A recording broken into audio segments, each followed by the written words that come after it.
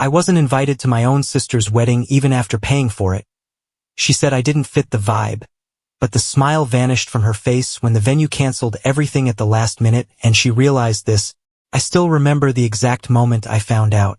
It wasn't through a heartfelt conversation, a mistake in the mail, or even a passing mention. No, I discovered I wasn't invited to my own sister's wedding the way someone finds out about a party they were never meant to know about, through a social media post. Picture: a beautifully designed invitation card, embossed with gold lettering, delicately placed atop a white satin fabric.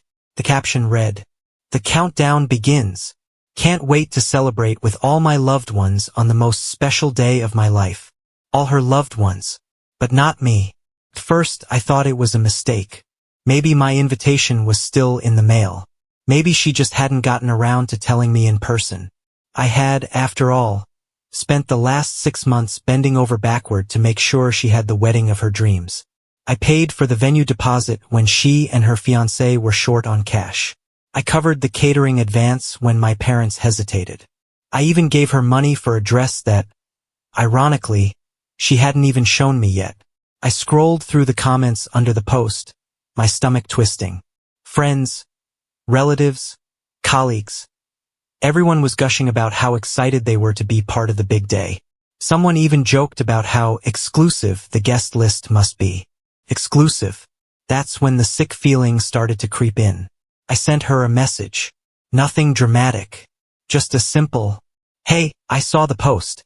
I never got my invite. Did it get lost?" I stared at my phone, waiting for the 3 little dots to appear. They didn't. An hour passed. Then 2. By the time the sun set, I had convinced myself I was overreacting. Maybe she was busy.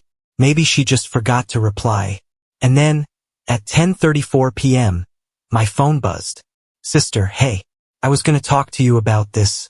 I hope you understand, but we had to make some tough choices with the guest list. It's a very curated event, you know? We had to keep it elegant. No offense, but you don't really fit the vibe. I know you'll be happy for me from afar though. Love you. Curated event. Don't fit the vibe. Happy from afar." I read the message 3 times before it really sank in. I wasn't just forgotten. I was intentionally left out. And I knew exactly why. I wasn't like my sister's friends, with their polished nails, expensive suits, and artificial laughs that filled high-end cocktail parties. I didn't work in an office with a shiny title or talk about investments over brunch. I owned an auto repair shop, a successful one, the kind that made very good money, especially since I specialized in luxury vehicles. But that didn't matter to my family. To them, I wasn't a businessman. I was just a grease-stained mechanic. A guy who always smelled like gasoline, whose hands were permanently rough from years of hard work. My sister had always looked down on me for that. She thought real success meant sitting in an air-conditioned office, wearing a suit, running a respectable business, not running a garage no matter how much money it made. She never said it outright, but I saw it in her eyes every time I showed up to family dinners in my work clothes. The slight wrinkle of her nose when I walked in, the way she introduced me to her friends with a quick, dismissive, "Oh, my brother just runs some car shop," like I was an embarrassment. And now, after everything I had done for her, she had curated me out of her perfect little wedding. I had financed the wedding, and somehow I wasn't good enough to attend it. I should have seen it coming. It wasn't the first time my family had made me feel like an outsider. The signs had been there for years. Small jabs at family dinners, dismissive comments about my business, the way my parents beamed with pride when my sister got promoted at her marketing firm but barely acknowledged when I expanded my shop. But no matter how they treated me, I never said no when they needed me. When my sister wanted a lavish wedding but couldn't afford it, I was the one who stepped in. I covered the venue deposit, the catering advance, even part of her wedding dress, and I never asked for anything in return. "You know how expensive weddings are," she had whined one night over dinner at my parents' house, swirling her wine glass dramatically. "If you want something nice, you have to pay for it," I had replied, half joking. "Easy for you to say," she had huffed. "You don't have student loans. You don't have to keep up a professional appearance. You wear the same boots every day." That was my sister in a nutshell. She equated success with appearances. She never cared that I built my business from the ground up, that I worked 60-hour weeks to make sure my employees had stable jobs, that I earned every damn dollar I had. To her, I was just the guy with oil-stained hands and working-class problems. But I still helped. When she and her fiancé came up short, I wired the money without hesitation. I told myself it was for family, that I wasn't doing it for recognition. Yet here I was, not even worthy of an invitation. The night I read her message, I didn't sleep. I kept going over every moment of the past few months, trying to pinpoint when exactly she decided I wasn't good enough to be seen at her wedding. Was it when I showed up to a family gathering straight from the shop, still in my uniform? Was it when she introduced me to her fancy friends as my brother? He works with cars. Like I was some random guy changing tires on the street? Or had she always thought of me this way? The next morning, I drove to my parents' house. I didn't announce myself.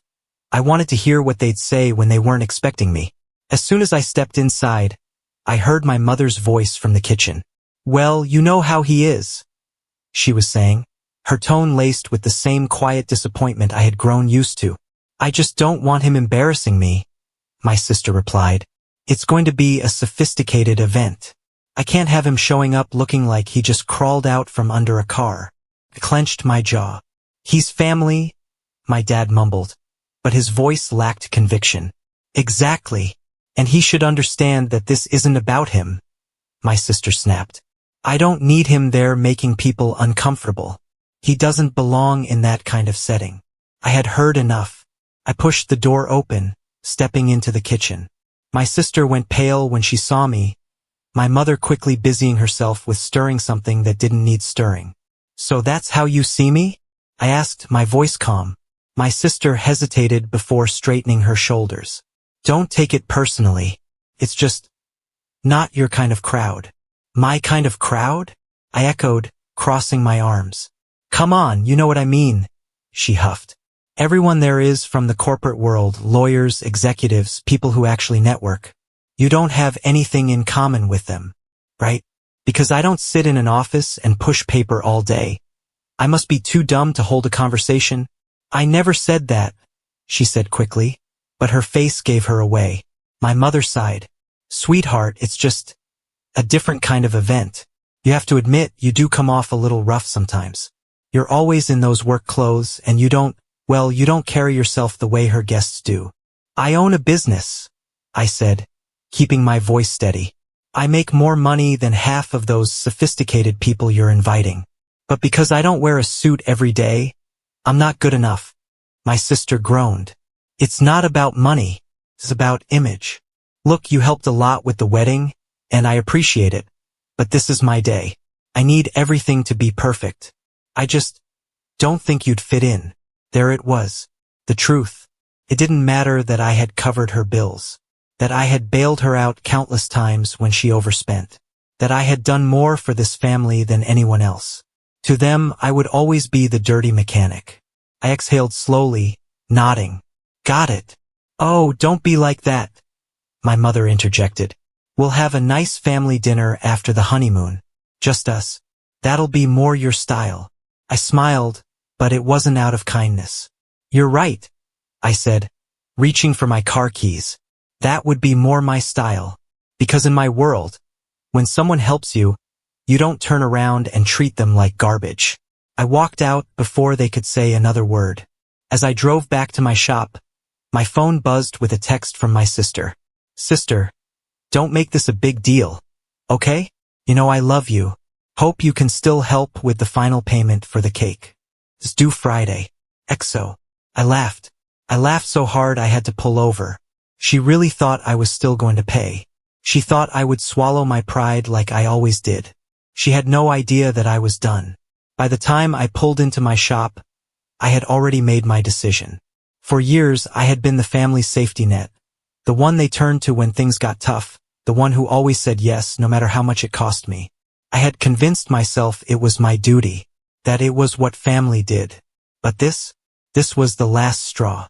My sister didn't just take my money. She took it while looking down on me. She happily accepted every check, every transfer, every single dollar I handed her. But when it came time to acknowledge me in front of her fancy friends, I suddenly wasn't good enough. And yet, she still had the audacity to text me about paying for her wedding cake like nothing had happened. I had been played for a fool. Not anymore. I texted her back. Sorry, I wouldn't want to embarrass you by being associated with your wedding. I'm sure you'll figure it out without me. Good luck. No emojis. No fake kindness. Just a clear message. Not even 5 minutes passed before she called. I let it go to voicemail. She called again. Then my mother. Then my father. By the time I closed up shop that night, I had 12 missed calls. The next morning, I woke up to a series of frantic texts. Sister, what do you mean you're not paying?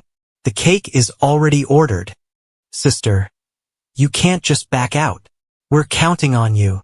Mom, sweetheart, don't be spiteful. It's just a misunderstanding. Let's talk. Dad, we raised you better than this. I stared at my phone, shaking my head.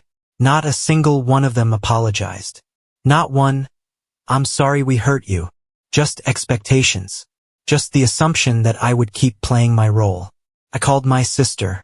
She picked up on the first ring. Oh my God. Finally. Listen, I don't know what's gotten into you, but you're acting crazy. You already agreed to pay, so...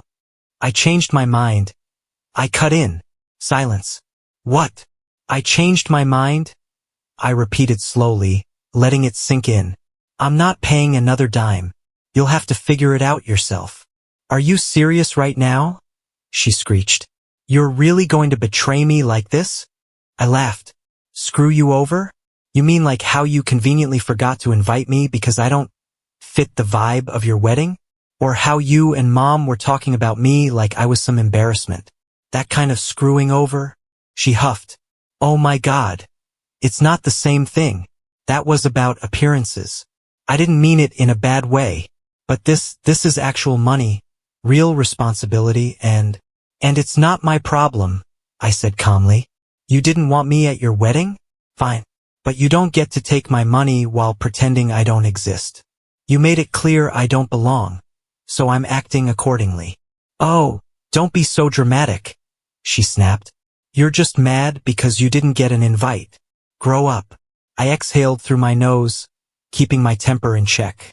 You know what's funny? I said. You think I'm upset about the invitation. That's not it. It's the fact that you used me, that you treated me like an ATM and still had the nerve to look down on me. That's what pisses me off. Oh, please, she scoffed. You have plenty of money. You wouldn't even miss it. And there it was. It wasn't gratitude. It wasn't even entitlement anymore. It was pure, blatant greed. You're right, I said, my voice colder now. I have plenty of money, and none of it is going to you ever again. Wait, she started, but I hung up. This time I was done. I didn't hear from her again for the rest of the week. But my parents, they wouldn't let it go. By Saturday, I was getting guilt-tripped from every angle. Your sister is under so much stress, my mom whined. Can't you just do this one thing? It's already planned, my dad added. What's a couple of thousand to you? Family helps family, my mother kept repeating, as if that was supposed to mean something. But I had heard enough. So I finally said it. Family helps family? Funny, I don't remember any of you helping me when I was starting my business, or when I was working 16-hour days to make sure I could afford everything on my own, or when I paid for half of her wedding and still got treated like dirt. Silence. You guys can figure this out, I finished. I'm out. I hung up and blocked their numbers. Let them squirm. I didn't expect silence. Not from my sister. Not from my parents. Not from anyone in my family who had spent years treating me like their personal ATM. I expected calls. Begging. Maybe even some thinly veiled threats disguised as, you'll regret this, or you're being selfish. But for 2 whole days my phone stayed silent. And that's when I knew. They weren't ignoring me out of anger. They were scrambling, trying to figure out how to replace the money I had just ripped away from them, trying to undo the damage of assuming I would always be there, no matter how they treated me. And then, on the third day, my mother showed up at my shop. She didn't call first. She just walked in like she owned the place, her eyes darting around at the cars being worked on, at my employees moving efficiently from one task to the next. I wiped my hands on a rag and crossed my arms. Something wrong. We need to talk, she said, her voice tight. I gestured to the office. By all means. She walked inside, sat down in the chair across from my desk, and folded her hands in her lap. She looked uncomfortable, like she didn't belong here, like she'd rather be anywhere else. I took my time sitting down. I wanted her to feel that discomfort. Your sister is in trouble, she finally said. I raised an eyebrow. Oh, don't act like you don't know. I don't, I said, leaning back. But I have a feeling you're going to tell me. She exhaled sharply, as if she was the one who had a right to be frustrated. The bakery won't release the wedding cake unless they get the rest of the payment. The venue is threatening to cancel the reception unless she settles the remaining balance. And she still hasn't finished paying the florist. I stayed quiet. The wedding is in 2 weeks, and she doesn't have the money, my mother pressed. She can't cover all this on her own. That's unfortunate, I said. She blinked at me, as if she couldn't believe I wasn't leaping to fix it. You have the money, she said carefully, like she was speaking to a child. You could help her, and you wouldn't even feel it. I gave her a slow smile. And yet, here we are. Her nostrils flared. Stop being petty. You agreed to pay, and she planned everything around that agreement. You can't just pull out at the last second. I tilted my head. You mean like how she planned her guest list without me? Funny how that works. This isn't the same thing. Sure it is, I said. She made a choice. I made mine. She wanted a wedding without me in it? Great. That means she doesn't need my money either. Oh, for God's sake, my mother muttered, rubbing her temples. I waited for her to try something new, to guilt me, to remind me that family helps family, that I shouldn't hold grudges, that this isn't how I was raised. Instead, she let out a slow breath and sat up straighter. If you don't help her, she's going to have to downgrade everything. She'll be humiliated. People will talk. I laughed. Now we're getting to the real problem. Her face darkened. It's not just about appearances, she said stiffly. She deserves a beautiful wedding. She deserves exactly what she can afford, I corrected. And clearly, that's not the wedding she planned. Her lips pressed into a thin line. So that's it? You're just going to sit here and let your sister suffer? She's not suffering, I said flatly. She's getting a reality check. One that's long overdue. My mother stared at me for a long moment, her expression unreadable. Then she stood up, smoothed her blouse, and adjusted the strap of her purse. You'll regret this, she said simply. I shrugged. Maybe. She left without another word, and I felt nothing but relief. Over the next few days, the cracks in my sister's perfect wedding plans started to show. First, she posted a vague status on Facebook. It's so hard when people you count on let you down. But I guess that's life, right? I ignored it. Then, I got a call from a mutual cousin. Dude, what's going on? Your sister's freaking out. She said you bailed on paying for the wedding. That's correct, I said. But, why? Because she didn't invite me, I said simply. Silence. Then, oh, yeah. Okay, I get that. The next day, my sister texted me. Sister, can we talk? I waited an hour before replying. Me. Talk about what? Sister. I don't want things to be like this between us. Can we meet for coffee? I almost laughed. She didn't want things to be like this? The same sister who had deliberately excluded me from the most important day of her life because I didn't fit her image? No, she didn't want things to be like this because it was inconvenient for her. But I was curious. So I agreed. When I arrived at the coffee shop, she was already there, tapping her manicured nails against her cup. She gave me a hesitant smile. Hey, I said, sitting down. She sighed dramatically. Look, I know you're upset. I'm not upset, I interrupted. I just finally see things clearly. She frowned. What's that supposed to mean? It means I get it now. I'm useful when you need something. But the second I become an inconvenience to your perfect little world, you toss me aside. That's not fair, she protested. Isn't it? I leaned back. You didn't think I was good enough to be at your wedding, but my money was good enough. You can't have it both ways. She pursed her lips. I just wanted everything to be perfect. And I didn't think you'd care. Well, now you know, I said. She hesitated. If I invite you now, will you help? I smiled. Then I stood up. Enjoy your wedding, sis, I said. But you'll have to figure it out without me. And I walked out. The morning of my sister's wedding, I woke up feeling light. No stress, no guilt, no obligations. For the first time in years, I wasn't burdened by their expectations. I had no reason to rush around fixing last-minute problems. No one was calling me to cover extra costs or begging me to step in and save the day. Because I wasn't invited. And because I had finally stopped caring. But apparently my family hadn't stopped caring about my money. At 11:27 a.m., I got the first call. Mom. I let it ring. At 11:42 a.m., my dad tried. Ignored. At 12:03 p.m., my phone lit up with a text from my cousin. Cousin. Bro. You're not gonna believe this. The venue just kicked them out. I stared at the screen. And then I laughed. The disaster. I had warned them. I had given them every chance to fix their mess. Instead, my sister assumed anyone would step in at the last second. But no one did. Without the final payment, the venue canceled. The staff literally locked the doors while the guests were arriving. People were standing outside in suits and cocktail dresses, confused, as the wedding planner scrambled to explain. And my sister? She was hysterical. The fancy 5-tier cake? Never delivered. The high-end floral arrangements? Canceled. The high-profile wedding she had bragged about for months? Gone.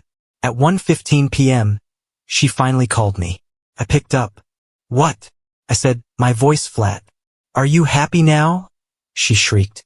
I leaned back in my chair, amused. About what? You know exactly what, she snapped. The wedding is ruined.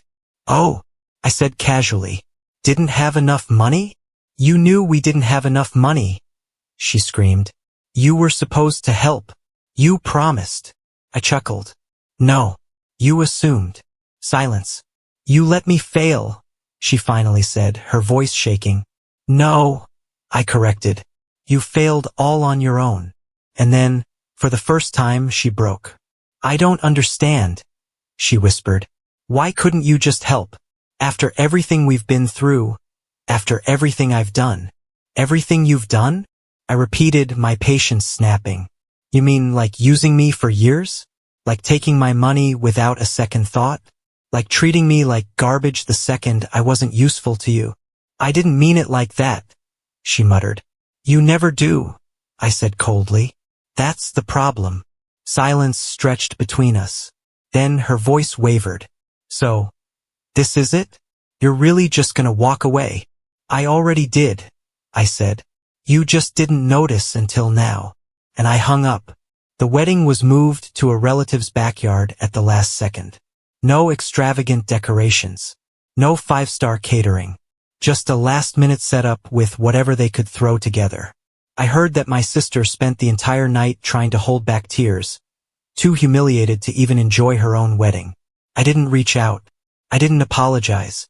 I didn't check in. I let them figure it out on their own for once. And for the first time in my life, I felt free. Final update. A year later. It took months before my parents finally accepted that I wasn't going to change my mind. At first, they tried guilt, then anger, then silence. Now they treat me carefully, like they finally understand that if they push too hard, I won't hesitate to walk away permanently. As for my sister, she never apologized, but she also never asked me for money again. I consider that a win. And me? I'm still running my business, still doing just fine. Only now every dollar I earn is mine.